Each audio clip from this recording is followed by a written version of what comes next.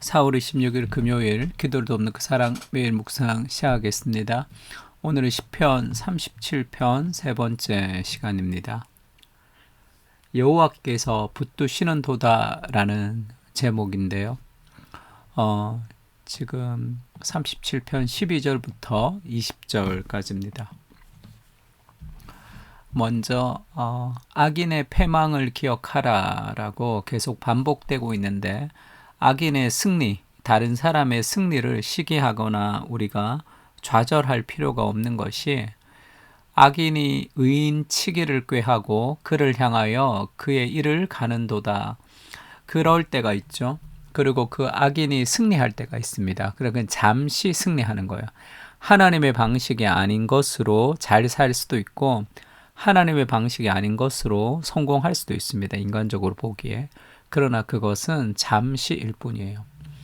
그러나 주께서 그를 비웃으시리니 하니까 그것이 참된 승리가 아닌 거예요. 그런 방식은 문제가 생기게 돼 있습니다. 그의 날이 다가옴을 보심이로다. 하나님은 긴 인생을 보고 계시기 때문에 그 잠시의 승리에 취해 있는 그들의 그 승리를 비웃으시겠죠. 왜냐하면 곧 있을 앞날을 알지 못하는 사람들의 기쁨이기 때문에 그렇습니다.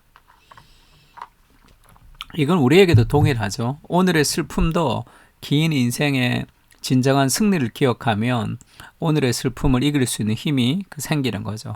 그래서 하나님이 이 땅의 고통에 대한 이유를 우리가 다 알 수는 없지만 마지막 날에 영광스러운 승리가 있다는 것을 이미 우리에게 알려주십니다.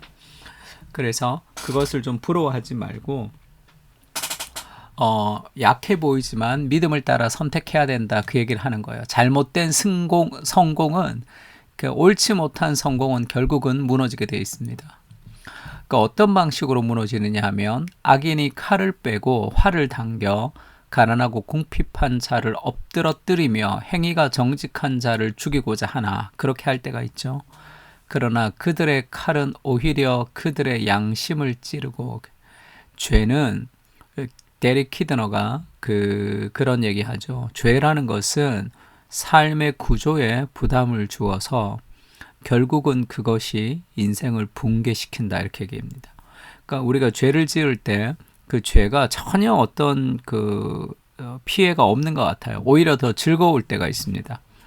그렇게 해서 죄를 짓는 그것이 뭔가 문제가 생기지 않는다. 한 번 죄를 짓는다고 무슨 특별한 문제가 생기지 않은, 벼락을 만들거나 그러지도 않습니다. 어떤 하나님의 심판이 있지도 않죠.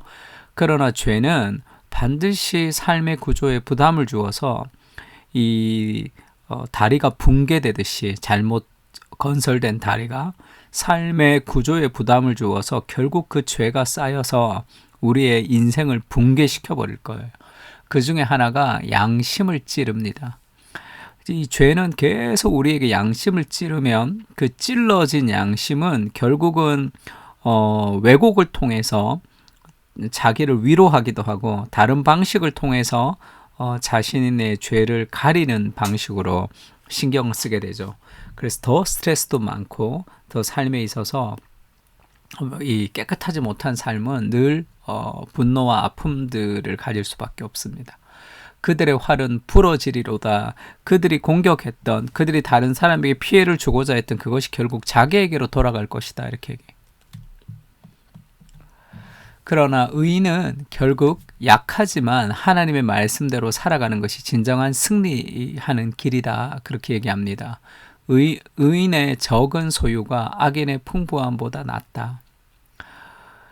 악인의 팔은 부러지나 의인은 여호와께서 붙드시는도다. 우리가 소유가 적을 수도 있습니다. 악인보다 더 뭔가 못할 수도 있죠. 그러나 그 삶의 방식을 따라 살아가는 것이 하나님께서 우리에게 붙드시는 방식을 따라 살아가는 거죠. 악인의 팔은 결국 부러지지만 의인은 여호와께서 붙들어 주신다는 거죠. 여호와께서 온전한 자의 날을 아시나니 그들의 기업은 영원하리로다. 그들은 환난 때에 부끄러움을 당하지 아니하며 기근의 날에도 풍족할 것이나, 악인들은 멸망하되 여호와의 원수들은 어린 양의 기름같이 타서 연기가 되어 없어지리로다. 악인들은 반드시 멸망하게 될 것이고 하나님의 원수들은 그렇게 연기가 되어 살아서 없어지는, 그러나 우리는 영원할 것이다 이렇게 얘기합니다. 그 여호와께서 온전한 자의 날을 아시나니 그들의 기업이 영원할 것이고 이 기근의 날에도 풍족하게 될 것이다. 이것이 순종하는 삶의 역설이죠. 그러니까 실패처럼 보이지만 내가 하나님의 방식을 따라 살아갈 때, 고린도 후서에도 이런 얘기가 있습니다. 4장 9절에 박해를 받아도 내가 버림받지 아니하며 거꾸로 뜨림을 당해도 망하지 아니하며. 박해를 받는데 어떻게 버림받지 않습니까? 거꾸로 뜨림을 당했는데도 망하지 않는, 이것이 연약한 인생들이 가지는 그런 패러독스, 역설과 같은 거죠. 근심한 자 같으나 기뻐하고 가난한 자 같으나 많은 사람을 부유하게 하고 아무것도 없는 자 같으나 모든 것을 가진 자로다. 나는 약할 그때에 곧 강함이라. 이것이 하나님의 말씀이 주는, 하나님의 말씀에 순종하는 사람이 가지는 그런 참된 승리와 기쁨 같은 겁니다. 그래서 우리도 그리스도의 순종을 좀 기억할 필요가 있는데, 예수님도 그는 근본 하나님의 본체시나 하나님과 동등됨을 취할 것을 여기지 아니하시고 오히려 자기를 비워서 종의 형체를 가지사 사람들과 같이 되셨고 사람의 모양으로 나타나사 자기를 낮추시고 죽기까지 복종하셨으니 곧 십자가에 죽으심이라. 예수님이 뭔가 실패처럼 보이지만 하나님의 말씀에 순종하는 모습을 보여주셨습니다.